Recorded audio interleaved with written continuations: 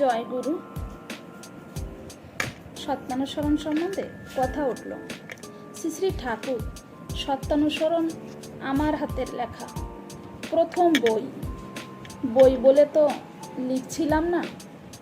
অতুল ভট্টাচার্য বলল, আপনার normal experience কি কি সেগুলি যদি লিখে দেন ঠাকুর। পাশে ছিলেন শরৎদা বলতেছেন, সত্যানুসরণ তো আপনার 20-22 বছরে লেখা। ও বয়সে আপনার এমন কি এক্সপিরিয়েন্স হয়েছিল ঠাকুর বলতেছেন, আমার জীবনের তো একটাই অ্যাঙ্গেল ছিল, একটাই দৃষ্টিকোণ ছিল, তা দিয়ে বিচার করে যা যা পেয়েছি তাই লিখেছি।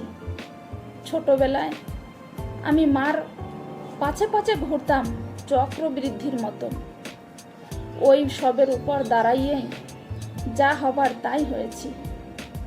ওই যে একটা পেলাম, অপরের প্রতি করো সেই আচরণ, নিজে যাহা পেতে তুমি করো আকিঞ্চন।